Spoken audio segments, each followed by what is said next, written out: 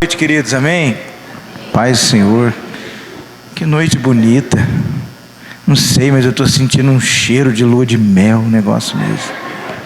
É só comigo isso, não? É só comigo ou tem mais alguém aí, né? Amém? A gente se veste bonito, a velinha no copo, coração, prato, jantar, vai aquecendo o ambiente. Te amo. Amém, glória a Deus, é muito bom.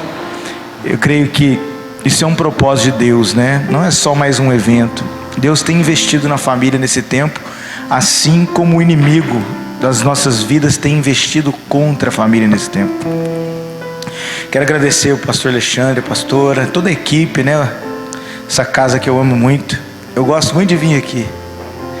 Não sei, eu tenho um carinho especial. Sempre Deus nos dá um ambiente especial quando a gente vem aqui. E dessa vez eu pude trazer minha família, né? Minha esposa está ali, o meu pequeno Josué está aqui no colo do meu pai e minha mãe. E os outros dois ficaram, né? Não deu para trazer todo mundo. Eu tenho o Isaac, a Sara e o Josué. Só está faltando Abraão, Jacó e Rebeca. Minha mãe já regala o olho. Já regala o olho ali nessa hora, né? Mas é muito bom, família é tudo, amém? E a gente tem ministrado pelo Brasil e fora sobre isso.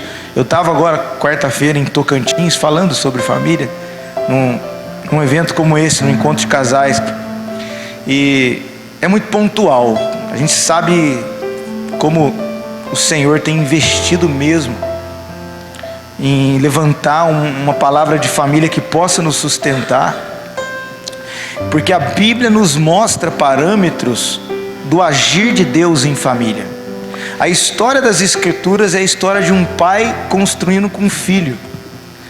Se você olhar a figura da Trindade, Deus Pai, Deus Filho e Deus Espírito Santo, o que Deus Pai espera de nós, igreja? Uma família de filhos. O que o filho espera da igreja? A esposa. Amém? E o Espírito habitar em uma casa. Deus Pai, uma família de filhos. Jesus Cristo Filho vai casar com a esposa e o Espírito vai habitar numa casa. Deus é família, queridos. Amém? Deus, Ele é família. Por isso que no livro de Efésios ele diz: e vós sois família de Deus.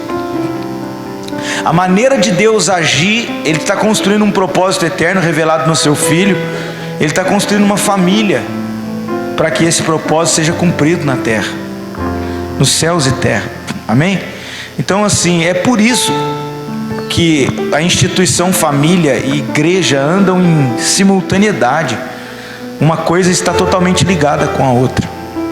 E eu tenho me preocupado, né? Quando a gente vai falar de casais, não vou falar só de casais. Eu creio que eu vou falar mais de casais, mas de família em geral.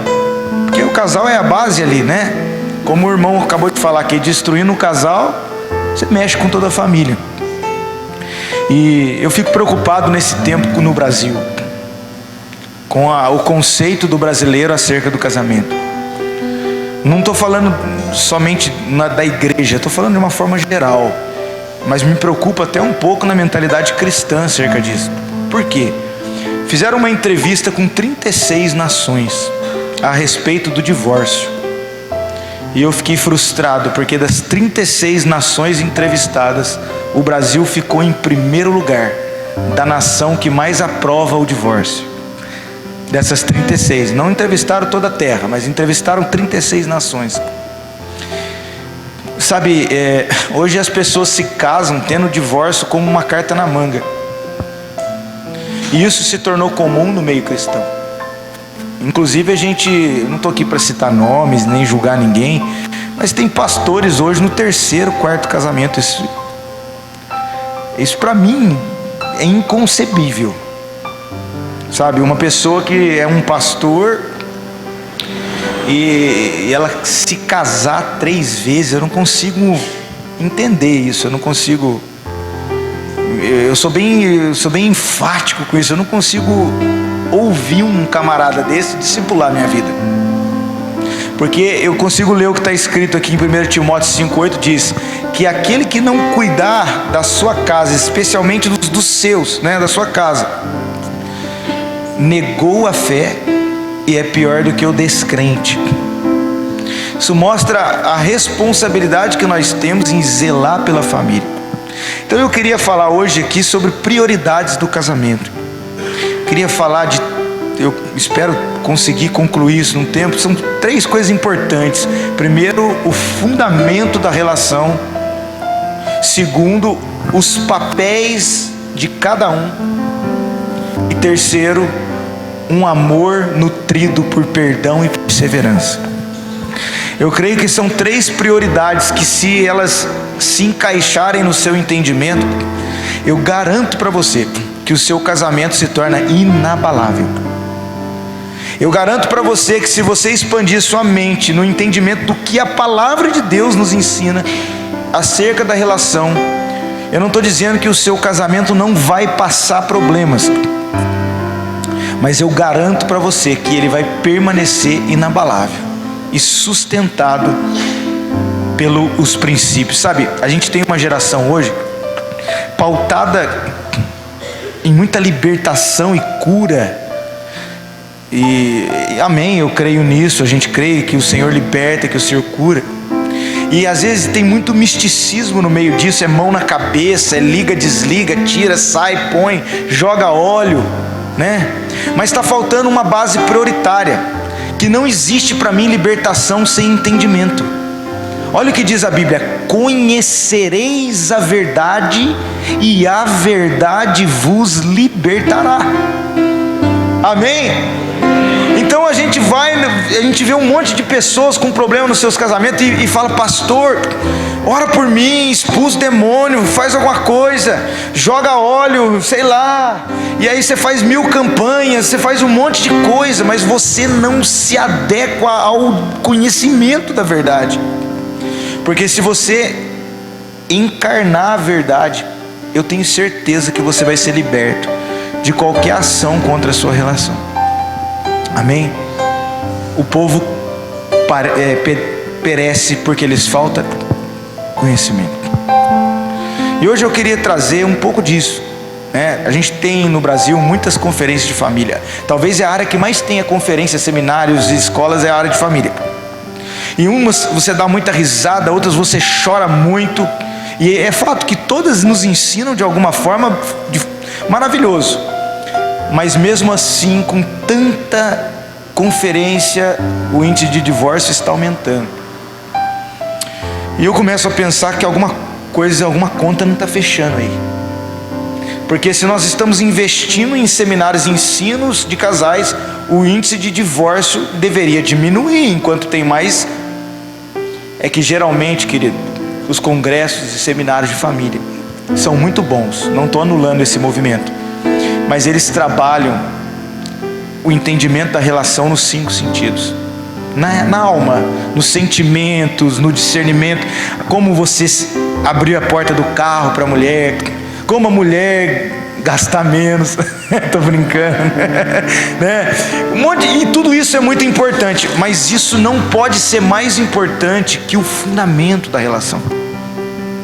Se a gente entender o cerne, essas coisas vão ficar mais fáceis de serem vividas na prática. Amém?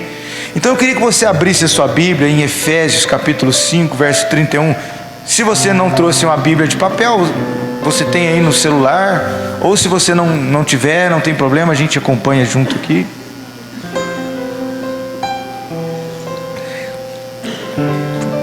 Eu confesso que eu não vou mudar a mensagem, eu vou falar somente do que eu já estou falando sobre isso, que eu creio que é o crucial para esse tempo. Efésios capítulo 5,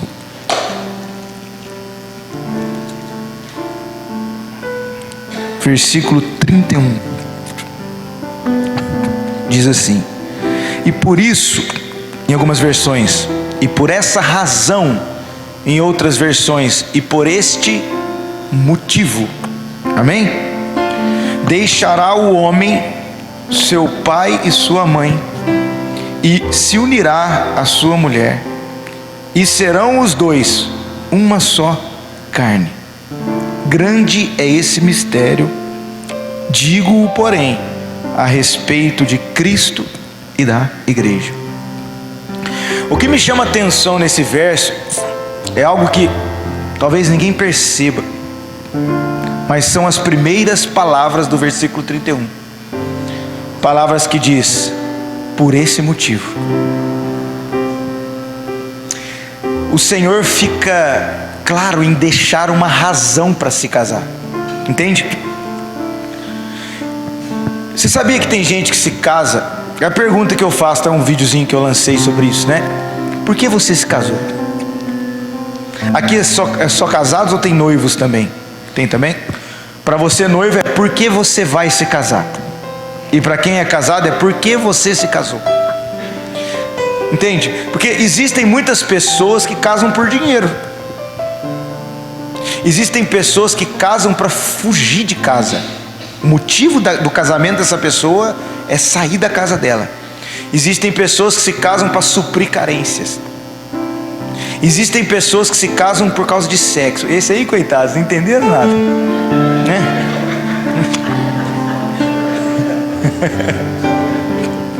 Ai, Jesus, né? Agora, talvez você se casou por algum desses motivos, por não entender o propósito da relação. E não é pecado você ter se casado assim. O que não pode é você continuar fundamentando a sua relação nesse motivo. Se você casou por um desses motivos que eu citei aqui, e você fundamentar a sua relação nesse motivo, eu garanto para você que você vai perder sua relação, uma hora ou outra. Amém? Mas a Bíblia então nos dá um motivo para casar. E o versículo começa dizendo: por isso, por esse motivo, por essa razão, o homem vai deixar o seu pai e a sua mãe, e ele vai unir a sua mulher, e os dois se tornarão uma só carne. Aí eu pergunto, que motivo que é esse? Aí o verso 32 vai dizer: e esse mistério é muito grande, mas eu estou me referindo a Cristo e à igreja. Uau! Deus coloca o motivo do casamento no âmbito de representar o propósito que Ele tem da sua construção eterna. O propósito do casamento de Cristo com a sua esposa, a igreja, para que o reino de Deus seja estendido pela eternidade. Isso fala de uma palavra-chave que se chama cumprimento de um propósito. E aí Deus deixa-nos a chave e nos ensina que o motivo da relação é cumprir um propósito em Deus e não qualquer outro. Então você precisa guardar isso. Você não se casa para suprir carências, você se casa para cumprir propósito. Você não se casa para estabilizar a sua vida, você se casa para cumprir um plano que já foi estabelecido por Deus. Você não se casa para se autorrealizar, você casa para realizar o desejo de Deus para vocês. Isso me mostra que o fundamento do casamento nunca vai ser nada que tenha a ver com as minhas vontades e desejos pessoais. O casamento tem a ver com um propósito que Deus une para que ele se beneficie desse propósito no propósito eterno dele. Resumindo, se você quer viver um casamento verdadeiro e inabalável, você muda a motivação da relação. Você não se casa mais para você, você se casa para Ele. Amém? Você não se casa mais para você, não tem a ver com as suas expectativas supridas. Porque posso falar? Elas não vão ser supridas. O seu marido não vai suprir suas expectativas toda hora. E nem a sua esposa, né? Quando você era noivo, fala a verdade, quanta expectativa você tinha nesse cara aí? E fala a verdade, tem um monte dessas que você tinha, não tem nada a ver com o que você pensava, não é mesmo? Ai, eu tinha cabelo, ai meu pai. Quando eu casei eu tinha cabelo. Entende? Hoje a Débora viu que não era nada do que ela pensava, mas à medida que você desenvolve, você descobre que era melhor do que você pensava, porque você vai descobrir que não era mais para você, mas era para Deus. E sabe o que é bom de você entregar a sua relação para Ele? É que quando você entrega, não é mais seu. Aleluia. E aí o diabo fala: vou tocar no casamento dele. Você não vai tocar no meu casamento, ele não é mais meu. Vai falar com quem é o dono dele. Quando o seu casamento está fundamentado na prioridade que é Cristo, você também recebe os benefícios que a palavra, o verbo, estabelece para a sua relação. Então veja bem, se o casamento, o motivo do casamento não é você ser agradado, não é você ser correspondido, não é você ter a sua expectativa sexual atendida, não é a sua carência ser suprida, não é a sua estabilidade financeira ser realizada, não, sei lá, você não está mais fundamentado nisso, você está fundamentado no propósito que é Cristo. E aí o que vai acontecer? Uma tribulação não derruba o seu casamento. Porque dentro desse propósito, a Bíblia diz que a tribulação produz paciência, a paciência experiência, e a experiência esperança. Se o seu casamento está formado nisso, uma provação não derruba o seu casamento, porque aqui está dizendo que dentro desse propósito, feliz é o homem que suporta a provação, porque depois de aprovado ele vai receber a coroa da vida. Se o seu casamento não está mais nas suas expectativas, mas no cumprimento de um propósito para Deus, as fraquezas não derrubam a sua relação, porque dentro dele o poder de Cristo se aperfeiçoa na sua fraqueza. Pastor, o que eu faço com esse entendimento? Faz o que eu recebi com a minha esposa quando eu casei. O pastor me disse: Fabrício, cuide para que a Débora ame mais a Deus do que a você. Essa é a garantia que você vai ter ela para sempre. Débora, cuide para que o Fabrício ame mais a Deus do que a você. Entende? Quando eu parto da ótica do fundamento da relação, por que os casamentos são... Sabe qual é a maior fonte de destruição de casamento hoje? Algum vai falar dinheiro, outro vai falar sexo, outro vai falar incompatibilidade de gênero. Não, a maior responsável pela destruição de casamentos são dois orgulhosos debaixo do mesmo teto, que ainda estão vivendo um propósito pessoal. Se você viver para você, cara, você não vai conseguir ficar casado. Casamento na visão de Cristo não é nada mais meu, é nosso. Amém? Então posso irritar alguém aqui nessa noite? Tomara que não. Por que a sua esposa não pode ver seu celular, cara? Não é mais seu. Por que o seu marido não pode ver seu celular? Que história é essa do meu dinheiro e o seu dinheiro? Eu não consigo entender isso. Porque a Bíblia ali está dizendo que os dois se tornarão em um só. Você precisa começar a olhar para ela e se ver nela, e você precisa começar a olhar para ele e se ver nele.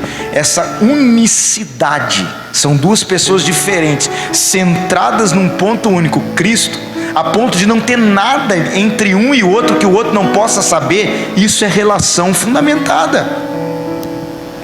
Eu acho legal que o celular meu e da Débora, ele é sincronizado na mesma conta, e a gente não fez de propósito.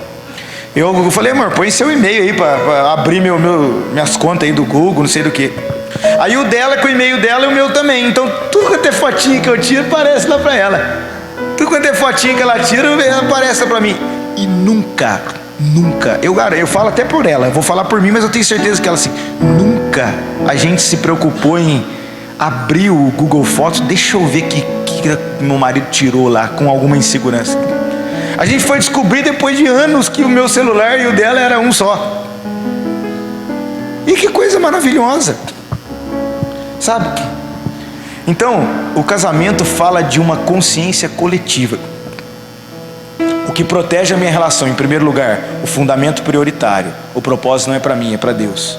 Se é para Deus, eu não deixo nada externo. Guarde isso: quem tem um propósito definido não se distrai com coisas secundárias. Quem tem um propósito definido não comete burrices, desculpa o termo, burrices definitivas por causa de sentimentos temporários. Quantas pessoas abandonaram o casamento por causa de um momento bobo que ia passar? Foi até difícil o momento, pode ter sido uma traição, pode ter sido não sei, uma agressão, eu não sei, mas foi um momento. Agora, diferente é quando fere os princípios da palavra, né? O cara está matando a esposa de porrada, ela está com o olho roxo, vai morrer. Eu prefiro uma mulher divorciada do que morta. Amém? Aí é outra história. Mas eu estou falando de princípio de casamento, de probleminhas rotineiros, de batalhas que existem na relação e que muitas vezes faz as pessoas cometer erros definitivos por causa de sentimentos momentâneos. Amém? Então, como que eu vejo a coisa? Eu desenho o propósito do casamento. Um dia que eu assisti uma dança de patinação no gelo. Quem já viu uma dança de casal no gelo? É ou não é bonito? Geralmente é casal mesmo que faz. E eles competem para ver qual é mais bonito.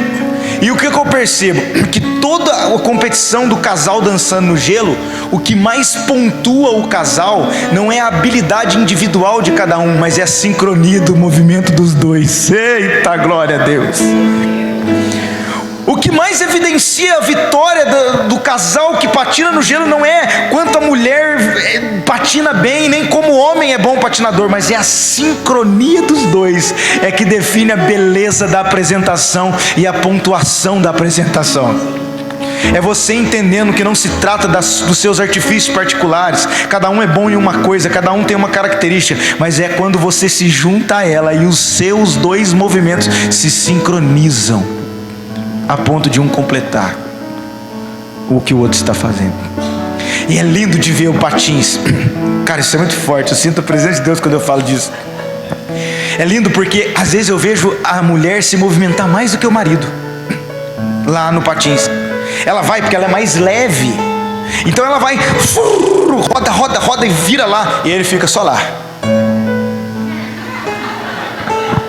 E ela vai, só que o que eu percebi? Ela faz o que faz, mas o final do movimento dela é o seu marido. Eita, glória a Deus! Ela faz o que faz e o movimento dela termina no marido. Oh, glória a Deus! Por isso a Bíblia diz que Cristo é o cabeça do homem e o homem é o cabeça da mulher. O movimento termina da mulher no marido. E sabe o que é mais legal na dança de patins? É que quando o movimento dela termina no marido, toda dupla que vence tem aquela cena aonde o marido pega ela e levanta ela para cima, ou seja, entrega ela para Deus. O movimento da mulher termina no marido e o movimento dos dois finaliza em Cristo. Isso é o propósito da relação. Esse é o casamento fundamentado na palavra de Deus. É quando a mulher vem sincronizada com o seu marido, mas o seu marido ama ela como Cristo amou a igreja. Por isso que o padrão de amor do homem para a mulher sempre foi o padrão de amor de Cristo com a sua esposa, a igreja. É lindo de ver você sincronizado com seu marido e ele te entregando a Cristo. Isso fala da responsabilidade do homem promover a sua mulher. Amém? Então esse é o propósito da relação. Por essa razão deixará o homem seu pai. Que razão é essa? De algo que vai ser um propósito para ele. Cara, se a sua mentalidade no seu casamento é dizer, esse casamento é para Deus, é para cumprir um propósito, nada vai abalar essa relação. Porque um casamento centrado em Cristo não se trata de duas pessoas iguais, mas se trata dos dois ter a mente de Cristo. E aí a Bíblia vai dizer que um cordão de 3 dobras é difícil de se arrebentar. Que dobras são essas? Você, a sua mulher e Cristo, inabalável. Ninguém arrebenta um cordão de 3 dobras. Amém? Então é isso, é a primeira coisa que vocês precisam entender. A prioridade da relação é a maior fonte de proteção do casamento. Agora, isso vai andar em subsequência. A subsequência disso é o entendimento dos papéis de cada um. O homem tem o seu papel de governo na relação, de intimidade com Deus, de provisão, de proteção. E a mulher tem o seu papel de ajudadora idônea, de auxílio, de intimidade com Deus também, de conexão ao Senhor. Isso faz toda a diferença. Quando esses papéis são trocados, e aí que eu entro no perigo da sociedade de hoje, os papéis hoje estão sendo trocados, eu tenho percebido que os homens estão cada vez menos homens, e as mulheres estão cada vez mais homens. Entendeu isso? Eu vou repetir: os homens estão cada dia menos homem, e a mulher cada vez mais homem. Esses dias eu fui visitar um casal. Aí eu cheguei na casa lá para orar com o casal. A mulher: ei, para com isso aí, ei, menino, Aí eu cumprimentei o homem: e irmão, pai do Senhor. Eu falei: meu Deus. Eu pensei comigo: cadê aqueles homens, homem que usa Axe, Avanço, Thread, Marchand? Meu Deus. Sabe, se você mandar hoje uma geração virtual desenhar, o homem dessa era vai desenhar calça do Chitãozinho Chororó, camisa coladinha e o coquinho samurai. É o homem de 2000. Nada contra o coquinho samurai, amém? Eu só estou dizendo uma realidade, amém? Não estou dizendo que isso é errado, por favor. Até porque eu não vou poder fazer um coquinho samurai nunca. Mas disseram agora que tem uma moda nova, o cabelo coroinha, que deixa crescer e arrepia aqui, forma tipo uma coroa. Falou: opa, esse meu penteado vai dar. Que com a que crescer aqui do lado aqui só, que não tem mais, aí receba, irmão, aleluia. Eu tô vendo aqui que tem uma galera aqui. O irmão falou assim: ó, nós somos da mesma tribo. Eu falei: é a galera dos calvinistas. Os calvinistas. Amém? Mas vamos voltar aqui então, entender o papel de cada um. Isso me preocupa, porque a gente vê uma geração que está diminuindo a masculinidade do homem, aumentando o controle feminino, e isso está sendo de uma proporção tão grande. Para mim, isso é muito mais do que avanço tecnológico. Para mim, isso é um problema espiritual que já vem acarretando. É que eu não tenho tempo para fundamentar, inclusive, o cristianismo brasileiro que herdou de Portugal. Uma outra vez a gente fala sobre isso. Da onde que veio essa ação de orfandade que diminui o homem e aumenta o poder feminino? Não que as mulheres não possam. Eu acredito, querido, que as mulheres fazem muitas coisas que a gente não consegue fazer mesmo. Eu acredito que as mulheres podem ministrar, profetizar. Eu acredito que elas têm uma graça para onde elas têm que ser amadas. A mulher pode fazer muitas coisas, ela só não pode governar. Porque de acordo com as escrituras, a unção Deus pode dar na pessoa, mas o governo Deus dá no sexo. Está escrito ali. E é um perigo, porque as mulheres assumiram o governo das suas casas. Elas assumiram o governo de cidades, de nações. E é onde eu me preocupo, e não é culpa delas não. Pode até ser um pouco esse empoderamento feminino, mas para mim, o maior problema da sociedade hoje é a omissão masculina. A omissão dos homens fizeram com que as mulheres pegassem o governo das coisas. E elas estão cansadas, no fundo, elas estão crescendo, evoluindo, mas estão cansadas, estão sofrendo, porque elas estão pegando um peso de jurisdição que não é delas, e um peso de resistência que elas não suportam. E a omissão do homem é responsável. Eu vou te provar, eclesiasticamente até falando. Vamos para a igreja, vamos pegar no Brasil, quem são os maiores líderes hoje de ministérios de intercessão, círculos de oração no Brasil? Homem ou mulher? Por quê? Se a Bíblia fala do papel de responsabilidade primária do homem na oração. Vamos lá. Mulheres envolvidas e homens frios. Um amigo, um pastor conhecido, ele foi fazer um evento numa igreja de 5.000 pessoas. Ele ia ministrar num dia com as mulheres e no outro dia com os homens. Aí ele foi primeiro com as mulheres, encheu o auditório, 2.000 e poucas mulheres, a mulherada envolvida, ele liberou a palavra, uma unção, a mulherada, foi lindo demais. Aí ele ficou animado, ele falou: amanhã nós vamos liberar com esses homens vão sair daqui renovados. E aí ele entrou no auditório para ministrar com os homens, tinha 40 homens. Está entendendo, querido? Os homens se omitiram.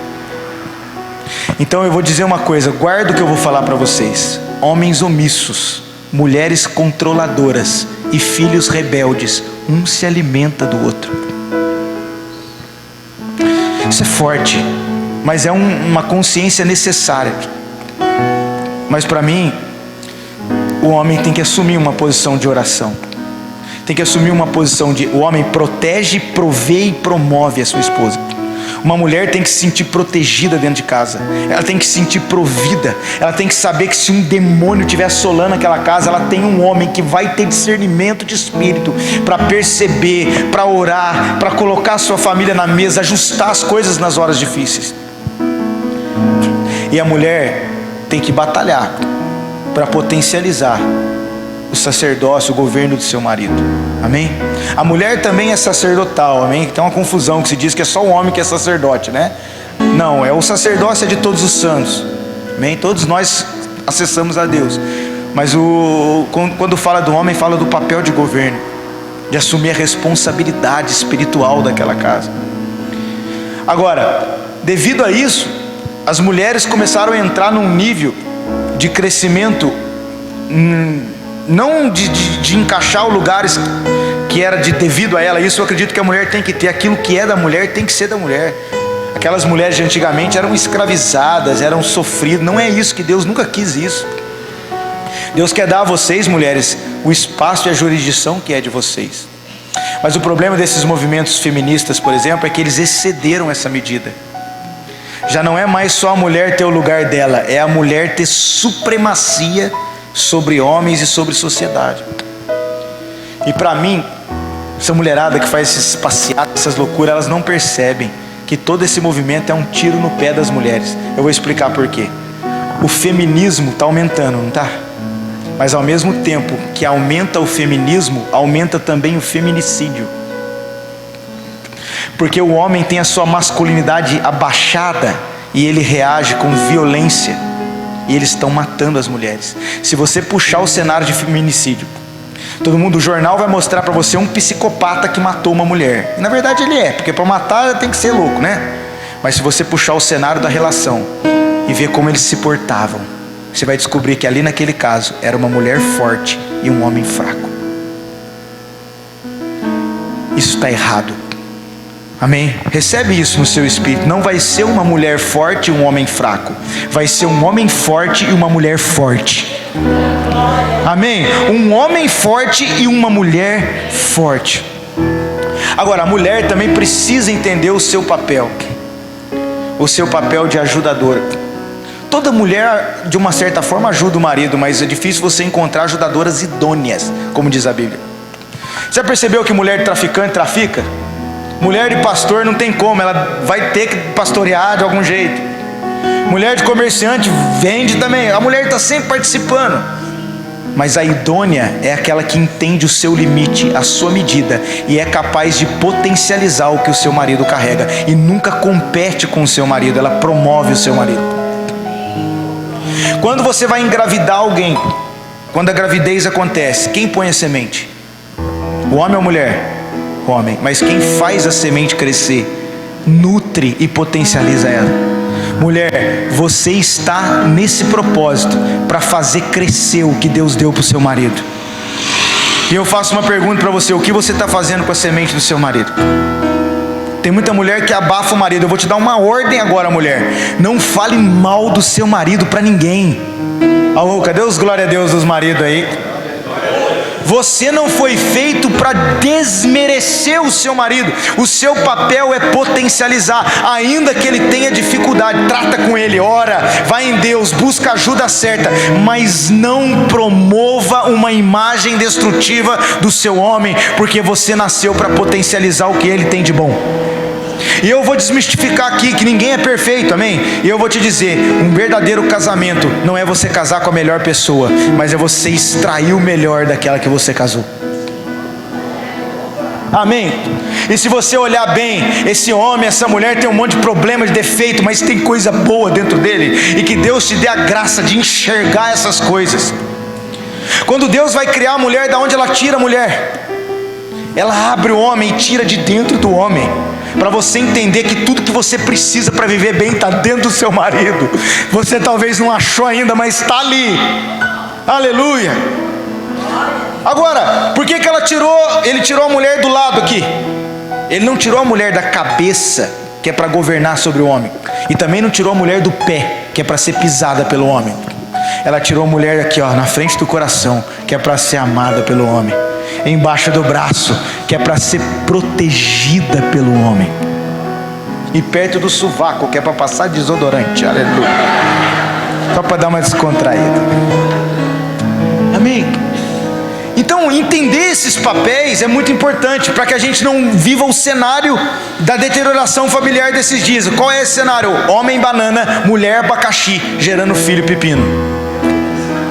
A salada de fruta está montada. Amém? Não, é homem forte, mulher forte e filhos abençoados. A minha esposa está aqui, eu vou dar um exemplo de algo que aconteceu com a gente. Um dia, eu cheguei em casa, eu tive uma direção do Senhor. Eu como um papel ali de governo, eu entendi no Espírito. Eu nem me lembro tudo que Deus tinha falado, mas era uma direção para que a gente se posicionasse em algumas coisas em casa. E eu cheguei, Débora, nós vamos fazer isso. Porque eu discerni, eu estava em oração, querido, eu estava em devoção, em propósito. E aí eu liberei isso, sabe o que ela fez? Ela me obedeceu. Tá bom, mano, nós vamos fazer. Talvez ela nem saiba, mas foi sincronizado naquela mesma semana que eu recebi aquela direção e ela concordou e Deus criou um ambiente. Eu cheguei em casa, minha esposa estava ministrando a palavra de Jesus para o meu menino no banheiro. No banheiro. Nós temos uma unção naquele banheiro de casa, tudo acontece naquele banheiro. Ministrando sobre ele. E ele falando do amor de Jesus, falando da história de Jesus. E ele começou a chorar. Ele começou a se quebrantar. Ele disse: mamãe, eu senti a presença de Deus, algo assim, eu não sei a palavra certa que a Débora me usou. Eu fui tocado, eu senti a presença do Senhor. Meu menininho de 5, hoje ele tem 6, mas ele tinha 5. E aí eu orei sobre isso, e Deus me deixou um cerne assim, eu vou entregar isso para você. Homens posicionados no seu sacerdócio de governo, intimidade e oração. Mulheres íntimas de Deus, que estão conectadas com a missão de Deus no seu marido, vão gerar filhos receptores da presença de Deus, que vão crescer em estatura, sabedoria e graça na presença do Senhor. Eu creio nisso, queridos. Eu creio nessa organização dentro de casa, produzindo um fruto tremendo na vida dos nossos filhos. Nossos filhos serão abençoados pelo nosso posicionamento. Amém? Então, entender a prioridade é o mais importante, mas entender os papéis de cada um é extremamente crucial. Por isso, mulher, você precisa lutar para que seu marido seja estabelecido. Talvez você está segurando a barra porque ele está difícil, ele está passando dificuldade, mas quando ele assumir, entrega esse governo na mão dele. Porque infelizmente tem mulher que compete com o seu marido, às vezes ganha mais, se coloca num lugar de superioridade. Isso é danoso para a relação. Eu apertei os homens, agora eu vou apertar um pouquinho as mulheres também. Eu estava vendo um documentário do Louva a Deus. Já viu esse inseto, Louva a Deus? Eu vendo o Louva a Deus, falei: nossa, que inseto crente. O nome dele, né? Pensei, um nome de crente esse inseto. Porque tem besouro. Besouro deve ser de demônio, deve ser alguma coisa de... não vou citar religião aqui não.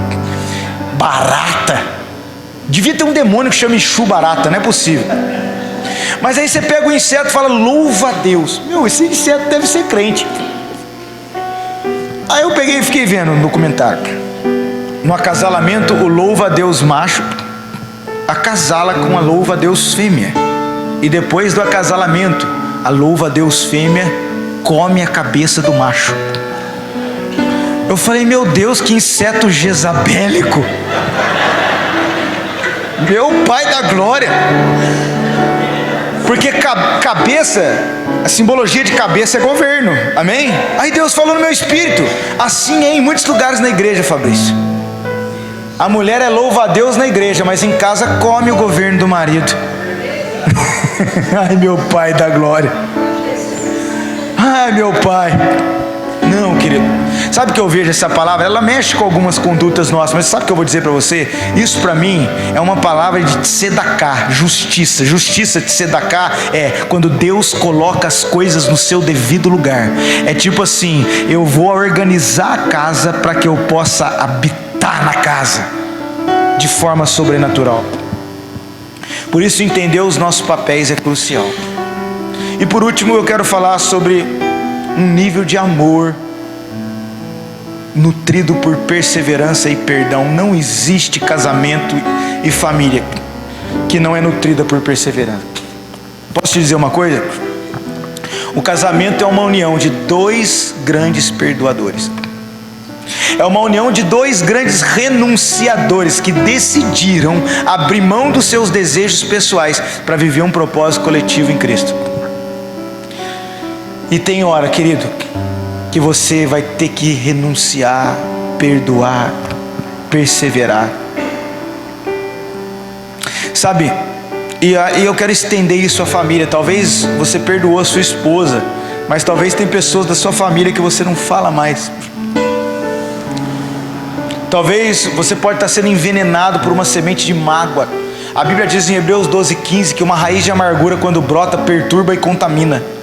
Perturba você e contamina as pessoas. Você sabe o que é perdoar? Perdoar é reconhecer que só Deus pode julgar. Perdoar é fazer com o outro o mesmo que Jesus fez com você. Perdoar é oferecer amor, mesmo que não haja motivo para amar. Você não tem motivo para amar essa pessoa pelo que ela te fez, mas você mesmo assim perdoa, porque Deus está em você e Deus é amor. Perdoar é libertar um prisioneiro e descobrir que o prisioneiro era você. A gente não percebe que o perdão é uma atitude positiva consigo próprio, sabia disso? A gente pensa, não, eu não vou perdoar essa pessoa porque olha o que ela me fez, mas você não está entendendo, o perdão beneficia mais você do que qualquer outra pessoa. O maior beneficiado do perdão é você. Agora, muitas pessoas não conseguem perdoar, porque a palavra, Deus me deu uma palavra sobre isso. Perdoar é a junção da palavra perder e doar, e o orgulhoso não consegue entrar nesse lugar. Agora, perdoar é arrebentar a corrente do orgulho com a força do amor. E eu vou te dizer uma coisa, às vezes o que essa pessoa te fez, às vezes o que ela representa para você é maior do que o que ela te fez. Então por que você não perdoa? Porque o orgulho às vezes nos impede. Mas perdoar, olha, quem não perdoa, guarda, por favor, preste bem atenção nisso. Quem não perdoa se torna prisioneiro do passado, exclui todo potencial de mudança e crescimento, entrega o controle das emoções ao inimigo e sofre as consequências dos seus erros. Eu me lembro que, quem lembra de Hitler? Lembra? Levanta a mão se não quer saber. Aquele nazista, bigodinho, que matou os judeus, tudo, o holocausto. Eu vi uma história de uma biografia de uma família que sobreviveu, morreu muitos e sobreviveu alguns.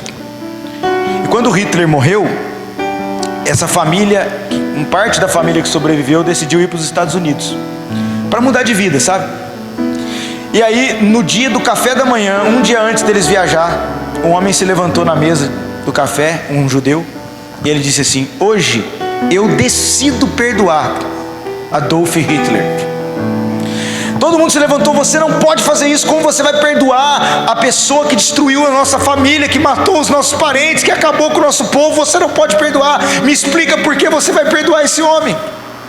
Ele disse: amanhã eu estou indo para os Estados Unidos para mudar de vida, e eu não quero levar Hitler comigo para lá. E a única maneira de eu não levar ele para o meu próximo passo de vida é perdoando ele. Quando você não perdoa, você carrega a sombra de quem te feriu. E eu vou embasar isso agora. Se você traduzir a palavra perdoar no grego, no original, você encontra a palavra aphiemi, que significa despachar, liberar, libertar. Perdão é a atitude de libertação. Não adianta chamar a irmã Churemi Canta o irmão Chica Lamassúria para botar a mão na sua cabeça, tacar azeite em você, para que o demônio pare de assolar suas noites, sua casa. Se você não liberar o teu coração, você está em prisão. E é sério o que eu estou dizendo, porque Mateus 6, 14 e 15 diz: se você perdoar, o Pai que está no céu te perdoa, mas se você não perdoar, o Pai que está no céu não te perdoa.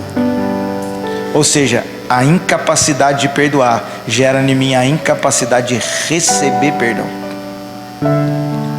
Entenda que não é uma palavra que nos faz rir, mas nos mexe interior, mexe com a gente.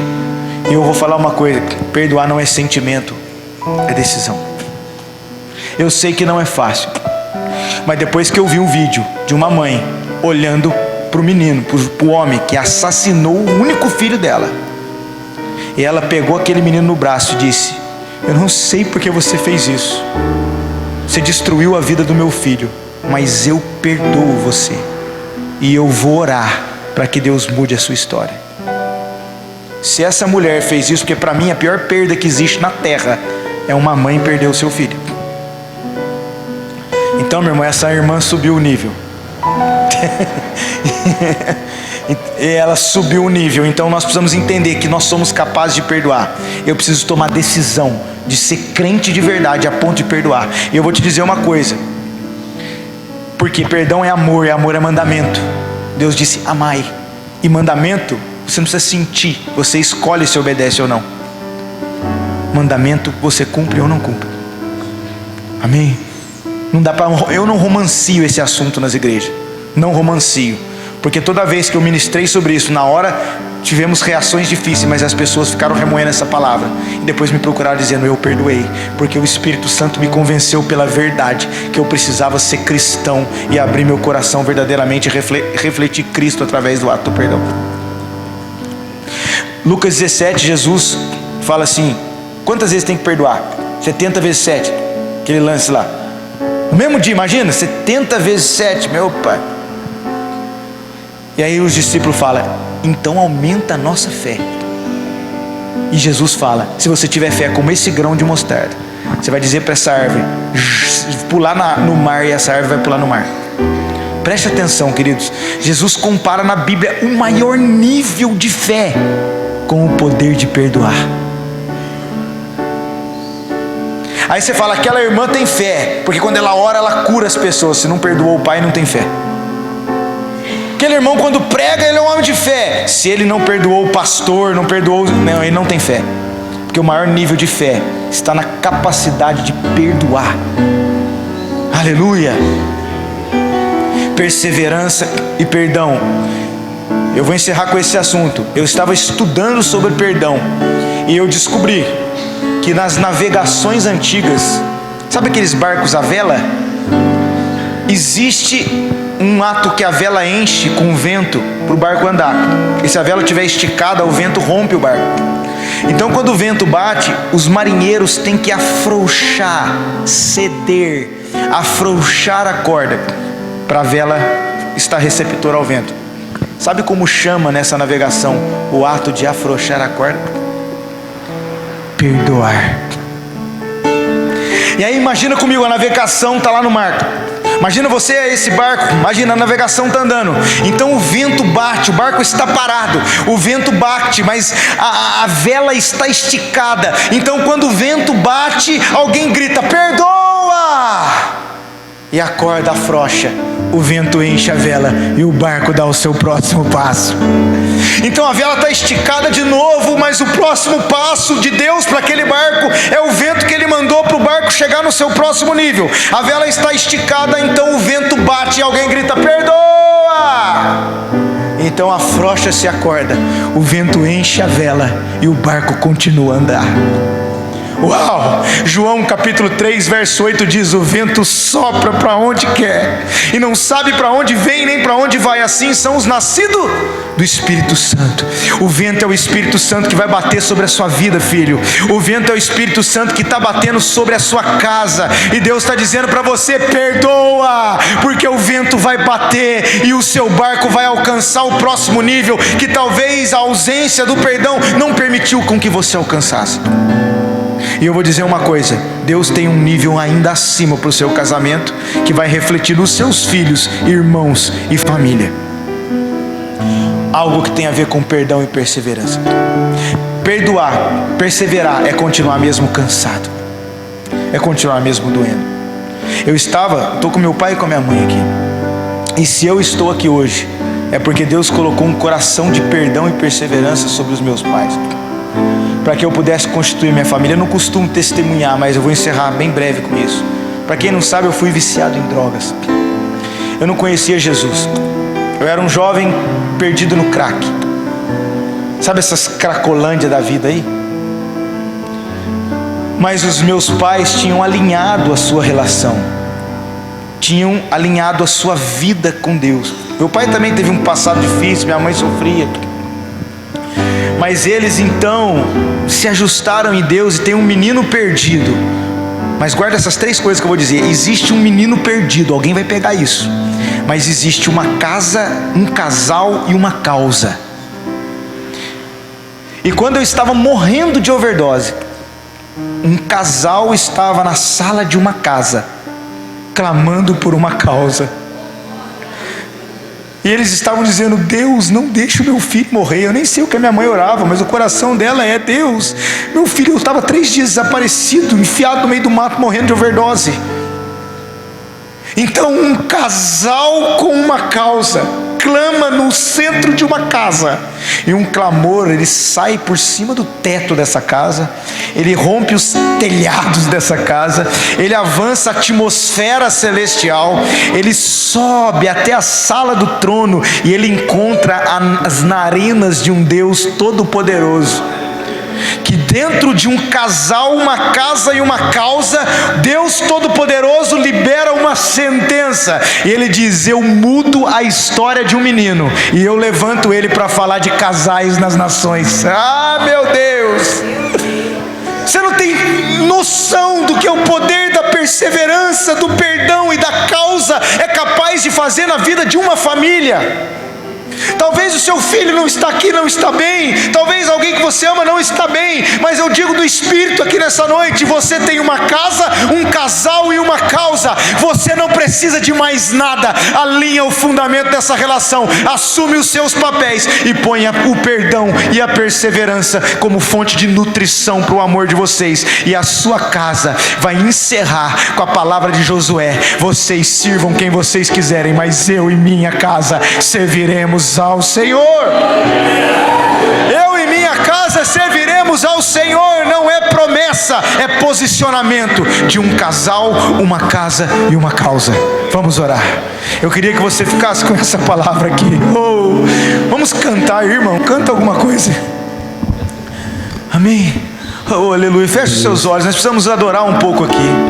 A ti eu vou clamar, Jesus, pois tudo vem de ti, tudo está. Pega o seu cônjuge aí agora, dê as mãos a ele e clame pela sua casa. Por ti vou caminhar,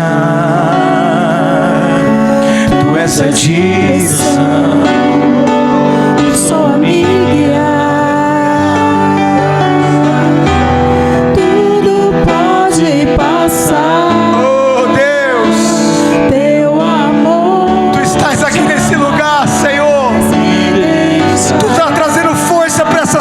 Aqui agora, está mudando história de casamento aqui hoje. Está erguendo filhos que estão perdidos aqui nessa noite, Senhor. Meu Deus. A ti eu vou clamar, pois tudo vem de ti.